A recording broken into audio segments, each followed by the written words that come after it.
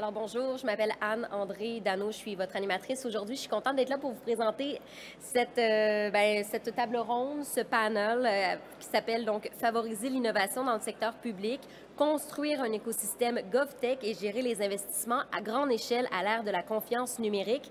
Je me permets de vous lire un peu la description qu'on m'a donnée. En fait, il y a environ 5 ans, c'était l'âge d'or des startups technologiques qui permettaient aux jeunes entreprises novatrices de se lancer dans le secteur de la technologie avec des financements qui étaient abondants. Aujourd'hui, c'est autre chose. Ces investissements patients provenaient de fonds d'investissement et ça donnait la possibilité autrefois de se développer dans un secteur qui est assez complexe en attendant justement de favoriser le cash flow, comme on dit dans le jargon. Et ça suffisait pour devenir rentable et conquérir le marché tranquillement. Mais cependant, aujourd'hui, la conjoncture a changé. Alors, on avait envie d'en parler aujourd'hui avec vous. On aura donc des intervenants en français et en anglais, c'est ce que je comprends. Oui. Alors, je vous laisse en 45 minutes avec cette équipe compétente sur le sujet. Bonne conférence. Merci beaucoup. Merci beaucoup. Alors, bienvenue tout le monde. Il y a quelqu'un qu'on connaît, quelqu'un qu'on ne connaît pas. I will switch in English. I'm sorry for the translators. So, here with us today, we have 3 great panelists. We have Marcus Dahlen, CEO of Swisscom Outpost, Patrick Barbet, Managing Director of Innovo, and Lénique Pedron, CEO of the Trust Valley and President of the ICON NGO. So first of all, I would like to propose our speaker to say a quick introduction about themselves. So let's start to my right. Marcus, would you start by introducing yourself? Thank you very much. Hi, everyone. Thank you for having me on the panel.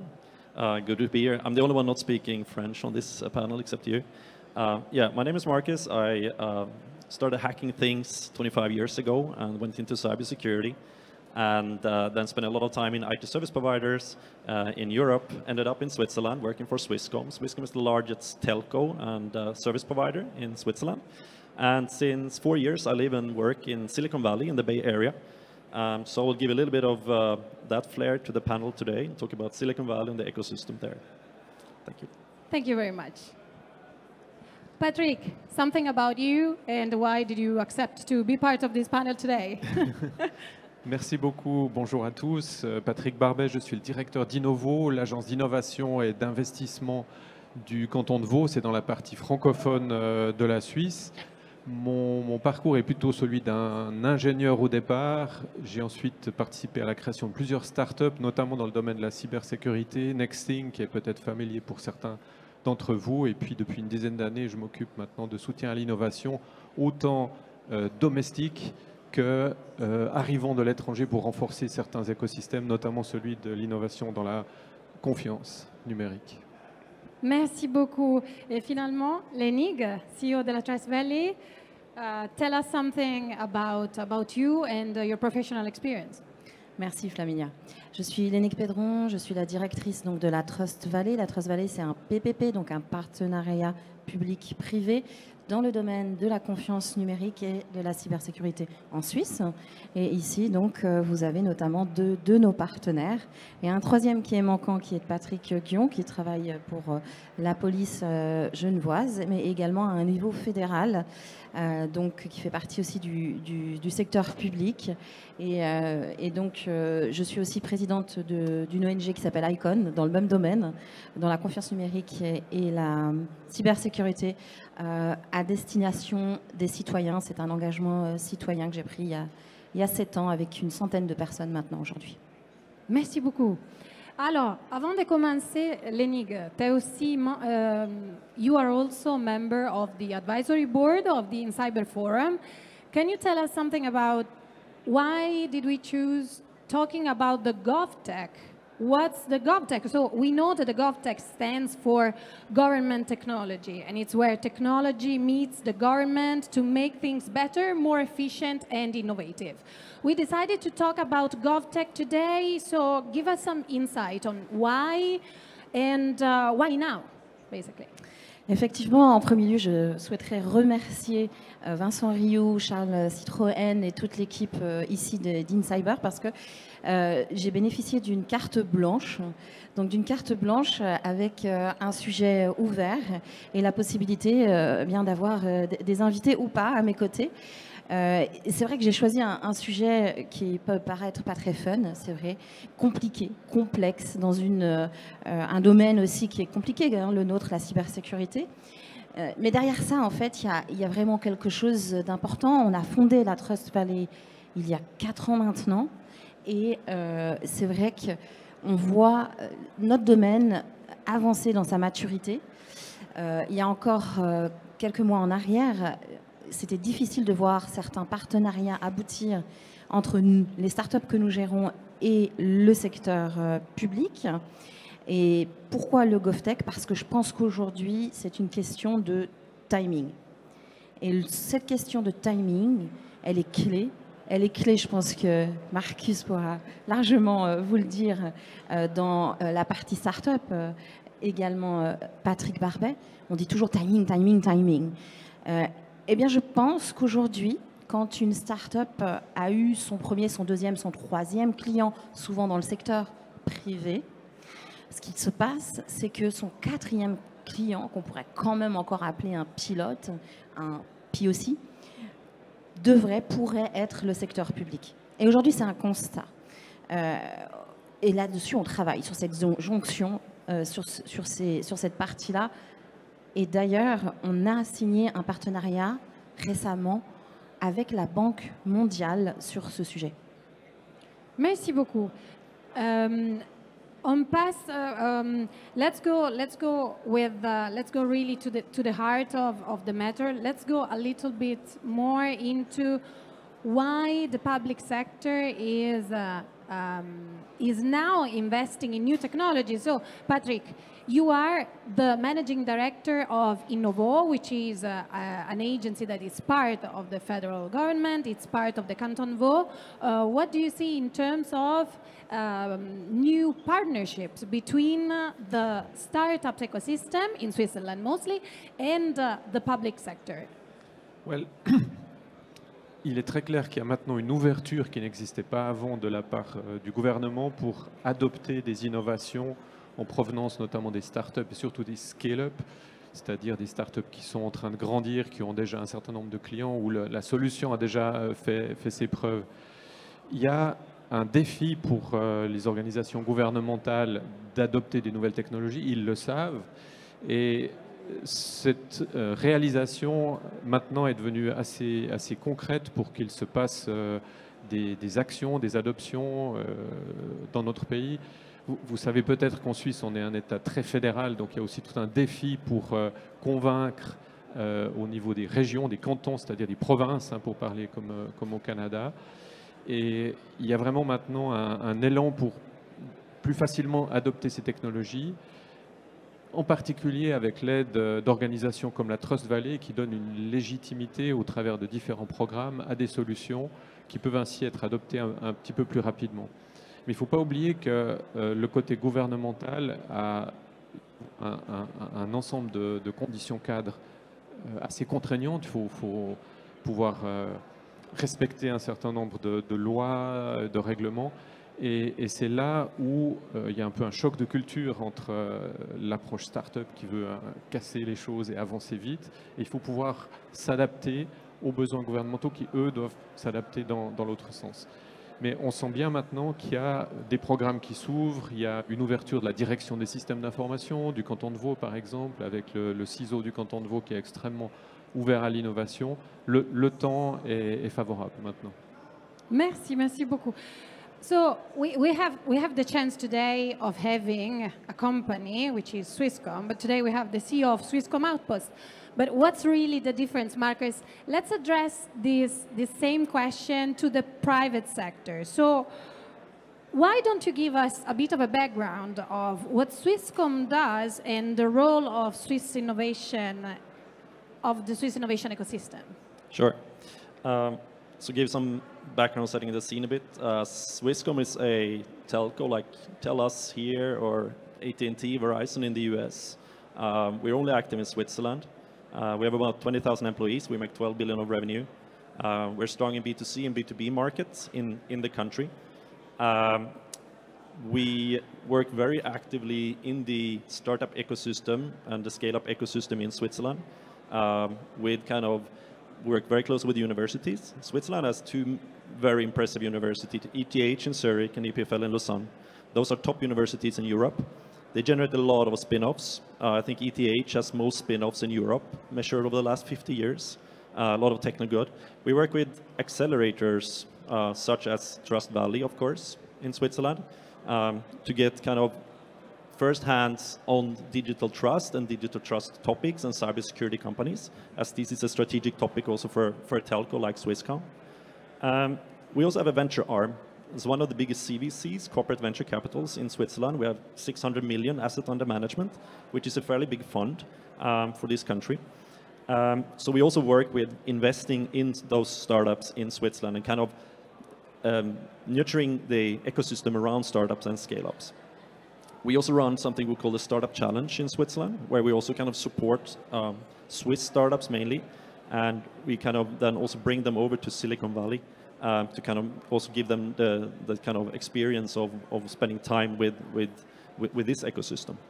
So this is how we work with the different actors in Switzerland. And what about, let's finish the question, what about Swisscom Outpost? And what are the differences that you see between the Swiss ecosystem and the Silicon Valley in which you're based, right? Sure. So let me explain a little bit about the Silicon Valley ecosystem. So, and why this has been so successful the last 50 years. Like the companies we know, everyone we know Silicon Valley, right? We know it for 50 years ago. It started with Hewlett-Packard, and it got into Intel. We know Google, Apple, and more recently, Silicon Valley showed yet again that they have this magic formula or magic algorithm to produce great startups, right? So with OpenAI, today, AI, the world capital of AI, is in San Francisco, though in the last couple of years there was question if Silicon Valley was losing its flair. So the Silicon Valley ecosystem consists of money coming from the investors, VC capital, not comparable to anywhere else in the world, basically. We have talent from the universities. We also have talent from the big tech companies. Sort of a lot of spin-offs are being generated out of these big tech companies, which we know today. And we also have a lot of other accelerators and similar to the Trust Valley in the Bay Area, which we work together with. Looking at the differences and talking a bit about scale-ups, I think that we are suffering in Switzerland from not having enough venture capital in the scale-up phase. That is a huge problem. What else is very unique about the Silicon Valley is the mindset. And the mindset, Silicon Valley is not a location, it's a mindset, people say, right? So the mindset is really something very unique. It's the risk-taking, it's the grit, it's the global ambitions of all startups and scale-ups in the Silicon Valley to take this to the next level.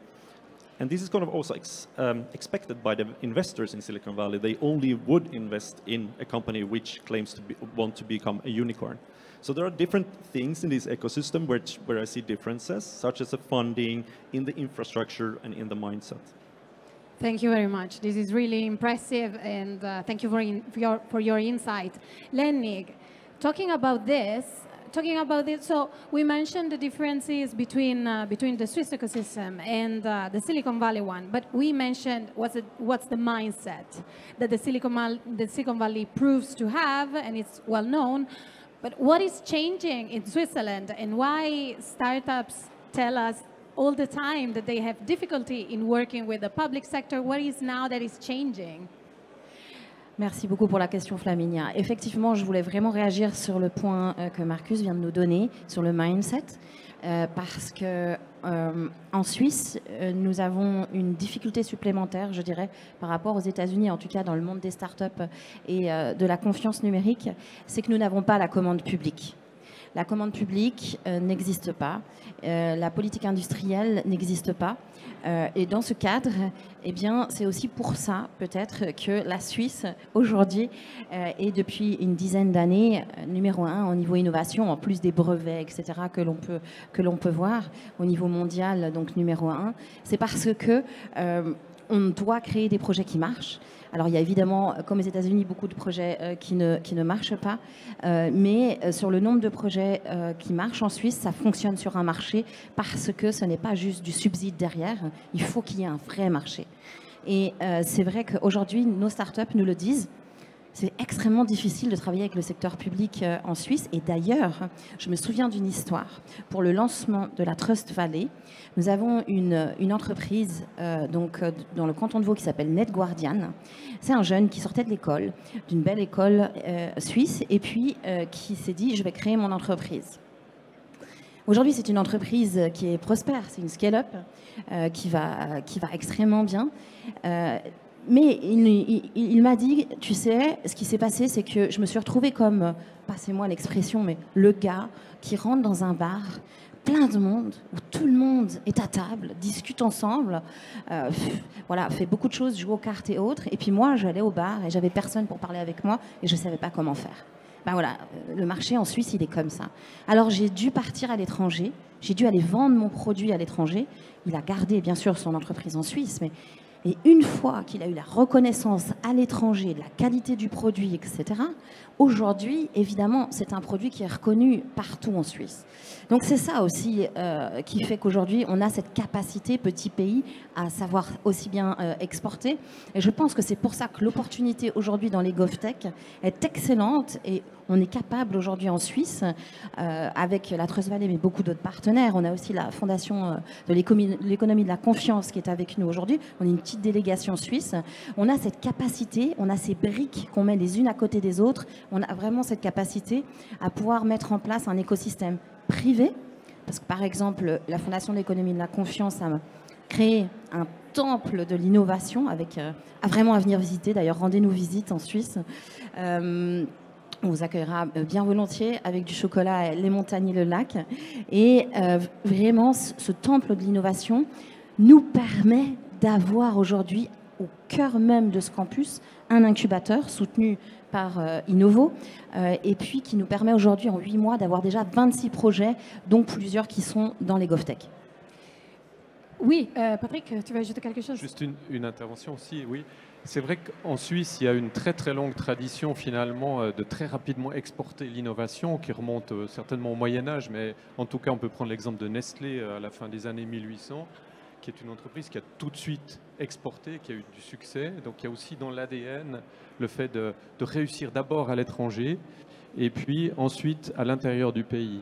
Et on constate ça dans des succès récents aussi dans la cybersécurité. Nexink, qui a beaucoup eu de succès en France, en Allemagne, avant que ça se passe en Suisse, ou Sophia Genetics, comme autre exemple, qui n'est pas exactement dans la cybersécurité, mais qui a trouvé son marché aux États-Unis, en Asie, et puis finalement seulement maintenant en Suisse. Donc cet élément, il fait partie de l'ADN, et puis en même temps, il y a un changement dans le mindset un peu. On parle souvent des piliers d'un écosystème d'innovation, le financement, l'infrastructure. Il y a aussi la culture qui est cet élément un peu intangible, la mythologie, les succès, est-ce qu'on peut réussir ici?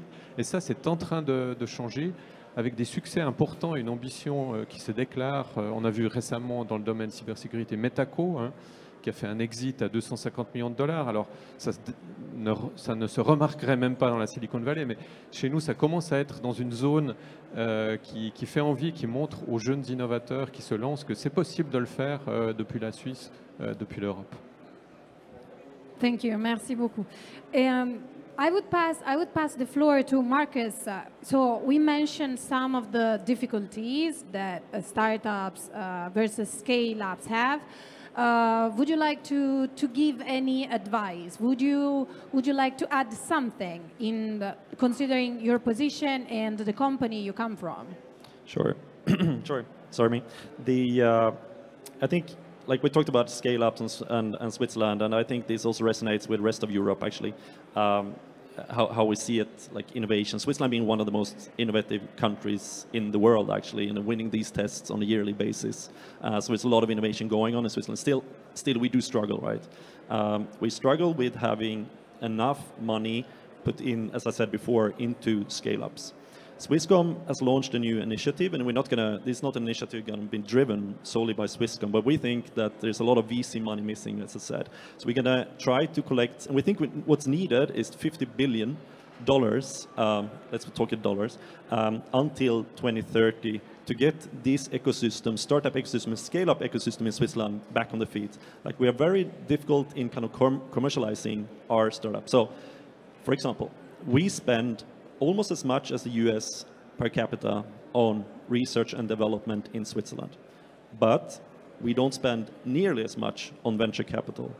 For every dollar we spend in Switzerland research development, I think it's only about 10 or 15% of, like 10 or 15 cents, which is then spent on commercialization of these. In the US, it's about 50 cents. And in countries like Israel, it's above 1.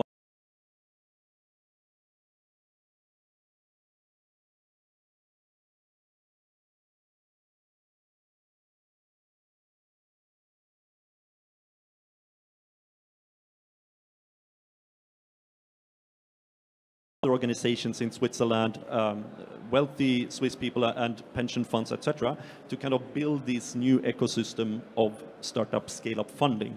So that's one part of it. The other part of it is a foundation. We're going to found a foundation, also not being led by Swisscom, but with other actors in the Swiss ecosystem. And I think this is also going to benefit organizations such as Trust Valley and also other government organizations. We're reaching out to the government in different ways to kind of to get them on board in this great thing. The other thing I think is about risk, and risk is interesting. Like to look at the challenge in Switzerland, how we, and not the cybersecurity risk, but kind of the risk taken, the risk averse. That's completely different in Silicon Valley to Switzerland. Startups, we can look at. Actually, we can look at it from different angles. We can look at it. Scale-ups and startups in Switzerland or Europe are not as able or willing to take risk as startups in Silicon Valley. VCs in Silicon Valley take much bigger risks also than what we do in Europe. So, and even customers, and this relates a little bit to GovTech and to the public sector, I think, but even the private sector, we also need to be better at working with these scale-ups and startups and kind of have the mindset that this is not a 100% solution. This is a 70-80% solution. We're going to be design partners for these startups. We're going to help these startups to grow. And this is something we also need to be better at in Europe generally, I think, and in Switzerland. Because this is what you also find in the ecosystem in Silicon Valley. And I didn't think I talked about it maybe before, but what I run in Silicon Valley is an innovation lab. And there are about 400 of these innovation labs in the Bay Area. Our target is to bring innovation back to the headquarters. And back to headquarters can mean back to Europe, back to somewhere in the US. And so Deutsche Telekom has there, Swisscom has there, British Telecom, General Motors, BMW, Audi. They all have these kind of innovation labs with the solely task of finding startups, identifying if they have an interesting solution, partner with them or invest with them, use their product internally. So this is where we need also to be better in Europe at becoming kind of design partners for these startups. Thank you very much. Very, very illuminating.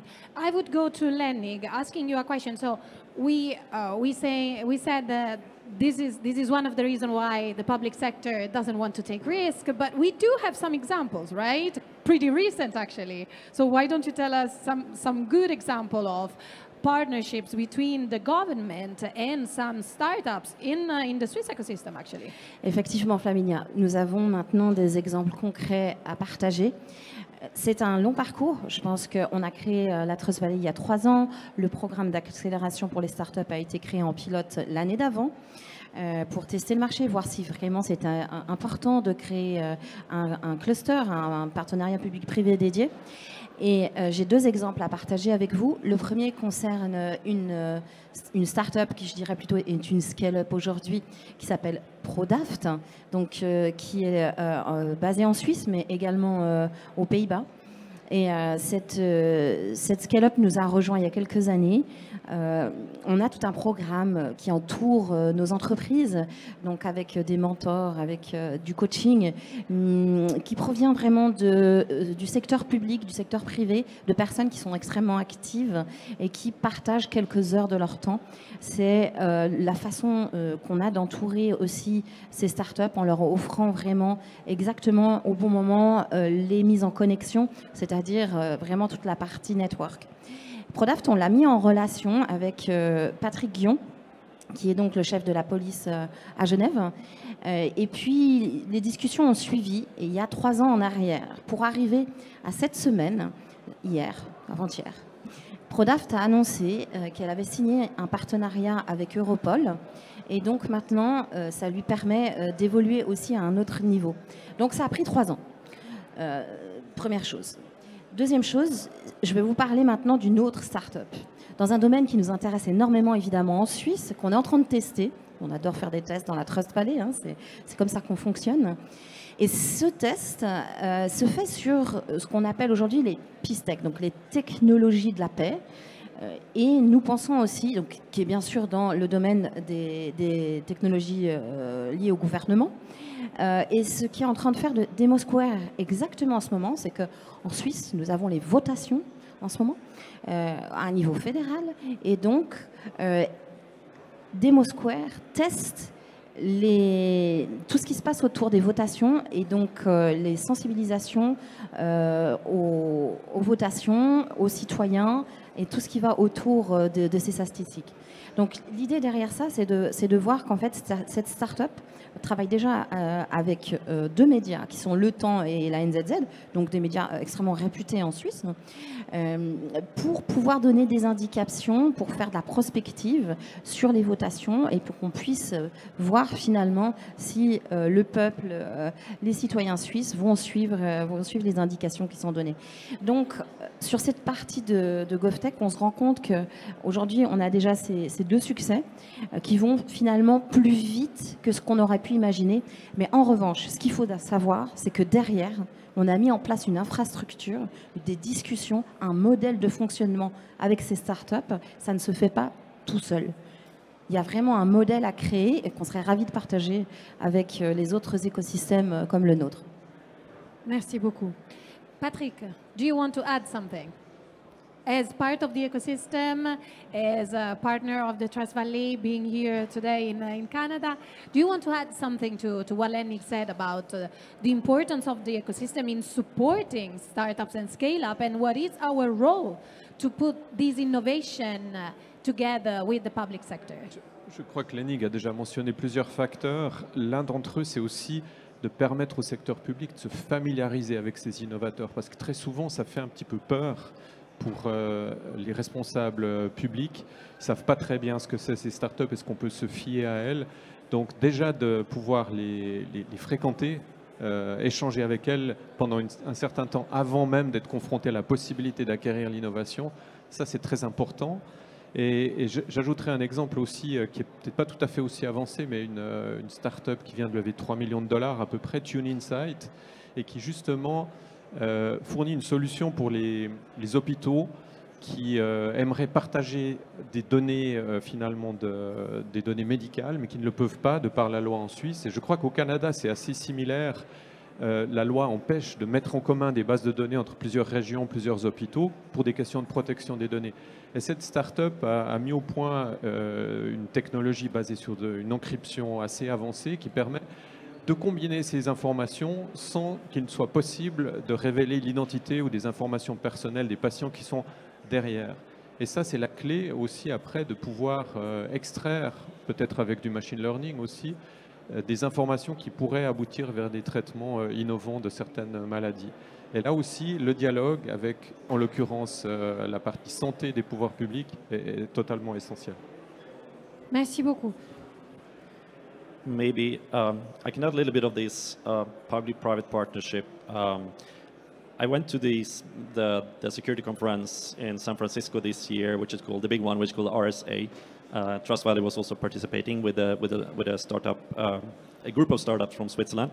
It's been very impressive, and I think one of the main topics this year was around public-private partnerships, and this has also been very very clear in the recent developments in Ukraine, or in the least couple of years, at least, the development in Ukraine, that players such as Microsoft came in and players such as CrowdStrike, big security companies came in and got very big part of this war, actually. And I think this also led to things in the US where you see kind of Biden coming out with different executive orders and bringing the public and the private closer together, because these will be required in talking about cybersecurity. These will be required on both sides to be more successful in protecting ourselves, and in this case then protecting the US infrastructure as well, but also helping allies of the US. So I think this is also very interesting. On the Swisscom side, we also have a number of public-private partnerships, and I built one myself a couple of years ago together with the Swiss Army. Swiss Army, known for the knife, they have a research development department called Cyber Defense Campus, which research around cybersecurity. And we initiated a partnership with them from Silicon Valley to be able to give them also insights into what are the newest trends and technologies in cybersecurity from Silicon Valley. And this has also been a very fruitful public-private partnership, which also has given them a lot of startups from the valley, which they now implement into the army in Switzerland. Of course, confidential, but there are some very interesting there, and it's also been a very good partner and very good relationship for us in many ways. Ooh, thank you for the almost confidential information you gave us. Okay, Lenig, going back to you, what we can add about what can an ecosystem like Canada? Yesterday we went to the full immersion. We mentioned many times the importance of public-private partnership. What actually can we show? What are the concrete actions that we are bringing in the Trust Valley and that can resonate with other ecosystems? Je crois que la première chose, le secret de la réussite de nos programmes après 3 années, c'est d'avoir commencé par des actions extrêmement concrètes. Extrêmement concrètes en créant déjà un programme pour accélérer les startups qui s'appelle Tech for Trust, donc, où maintenant nous avons 130 startups uniquement dans notre domaine, confiance numérique et cybersécurité, avec 50% de startups qui sont suisses, mais également 50% de startups donc, qui sont étrangères. Et c'est vraiment le fruit de ce travail avec le secteur privé, c'est-à-dire d'utiliser les compétences où elles sont.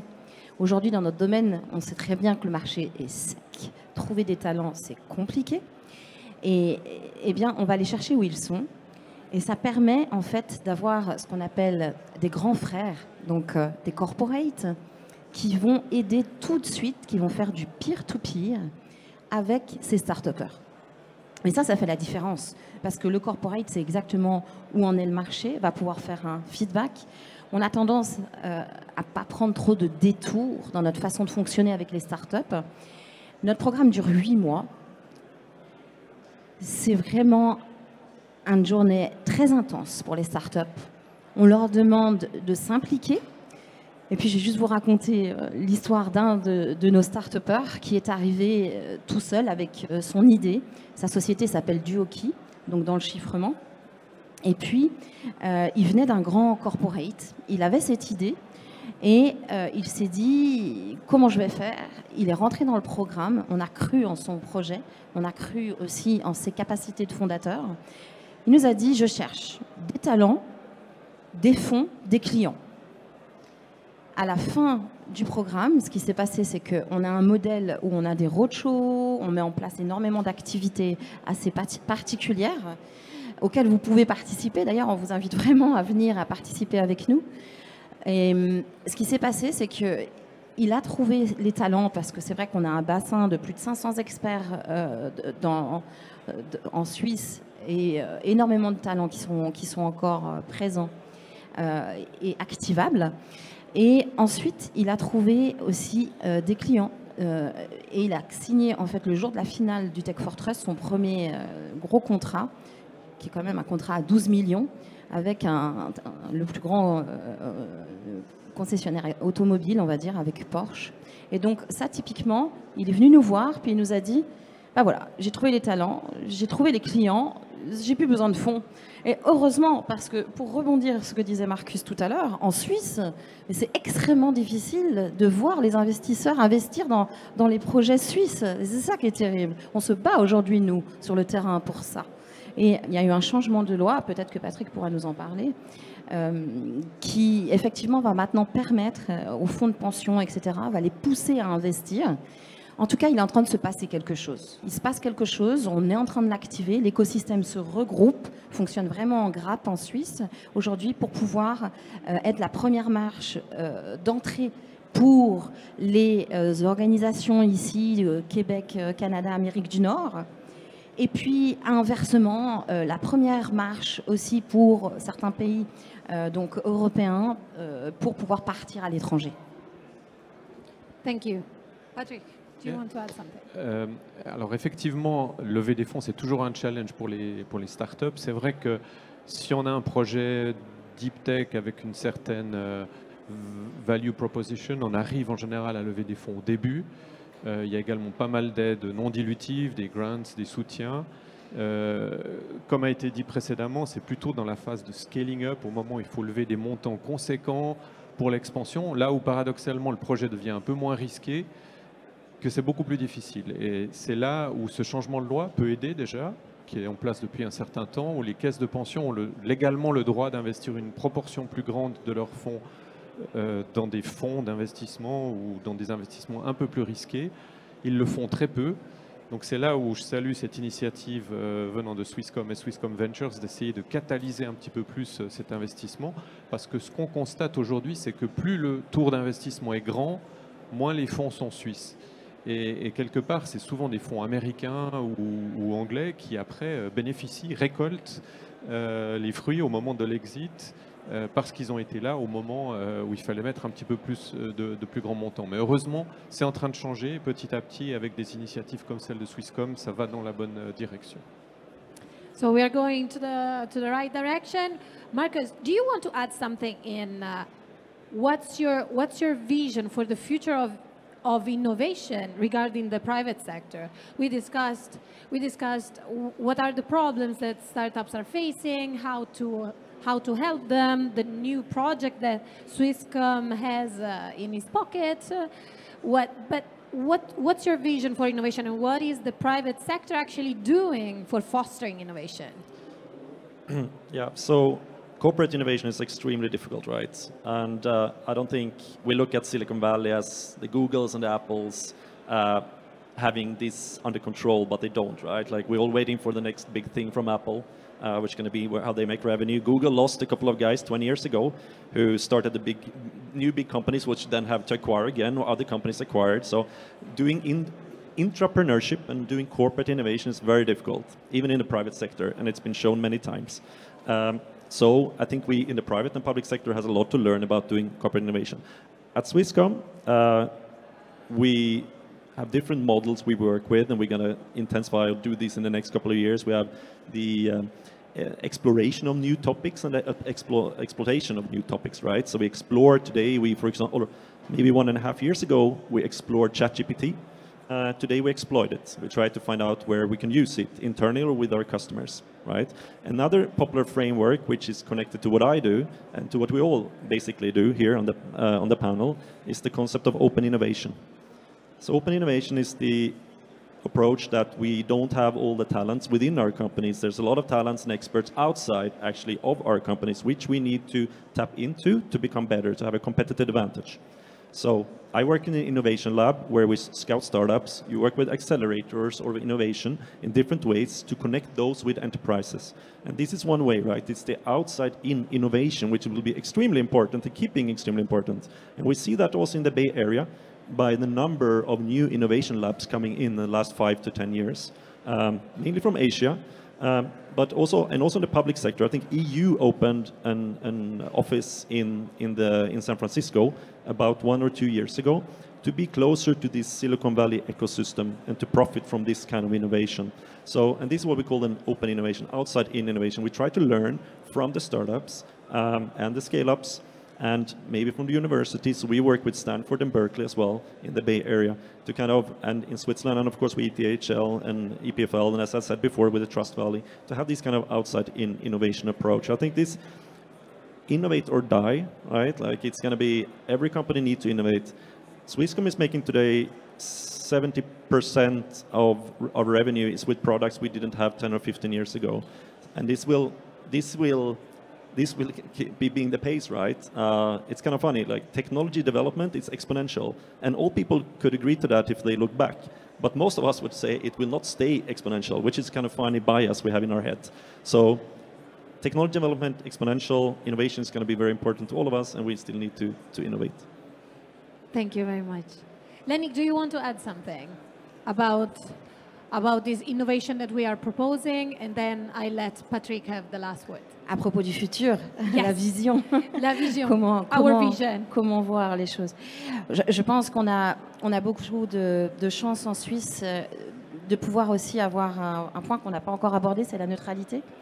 Bon, qui est mise peut-être à mal en ce moment, mais c'est vraiment un point important parce que on pense aujourd'hui qu'on a la capacité, on l'a fait avec notamment le secteur des banques privées, de pouvoir proposer des technologies qui peuvent être sûres, de confiance, et qui vont pouvoir bénéficier de la plateforme suisse pour pouvoir ensuite en faire bénéficier beaucoup de pays au niveau mondial. Dans le futur, ce qu'on veut absolument voir arriver, c'est cette base de cybersécurité, c'est-à-dire qu'il faut absolument que notre corporation, tous ensemble, on n'échoue pas dans notre mission, on soit capable de sécuriser vraiment le numérique et permettre un développement sustainable. Et puis, deuxième chose, qu'on puisse voir arriver ces technologies émergentes en étant plus rassurés. Pour le moment, ça fait extrêmement peur. C'est difficile de les adopter, ne serait-ce qu'à un niveau personnel. Alors, au niveau des entreprises, c'est encore autre chose. Et puis, au niveau du secteur public, il y a encore une nouvelle couche de complexité. Donc, pour le futur, je dirais que ce serait, en tout cas pour la Trust Valley, de pouvoir être cette plateforme qui va pouvoir permettre d'avoir ce côté ouvert, comme disait Marcus, l'open innovation, et de pouvoir, depuis nos process que nous avons depuis une centaine d'années, proposer effectivement ces développements sur le quantum, sur tout ce qui est technologie de la paix, sur ce qui est la biométrie, sur ce qui est évidemment l'AI et la confiance. Donc voilà, ce sont des sujets qui nous intéressent en ce moment. Thank you. Patrick. L'an dernier en Suisse, c'était l'année record de levée de fonds en capital risque. 4 billion dollars ont été levés, ce qui a placé la Suisse sur certains rankings comme Startup Genome, notamment Zurich et puis Lausanne. Et cette année, c'est beaucoup plus difficile dans le domaine venture capital, mais malgré cela, dans notre région suisse francophone, on en est déjà à 600 millions de dollars, record absolu aussi, donc on a gardé ce momentum.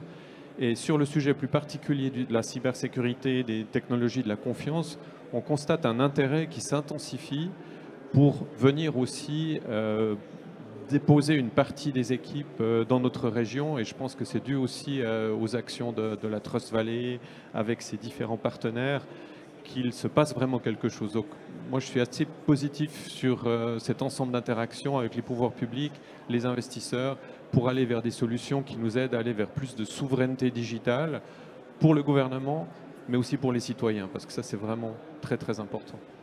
Thank you very much.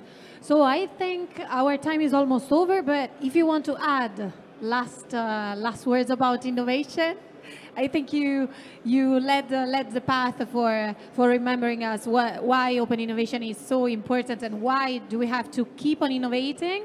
Would it be in the private sector, in a mix of public sector and private interest, and with the PPP, with the public-private partnership that Trust Valley is. So I would thank our speakers for being with us today, and thank you all for listening to us. Have a good day.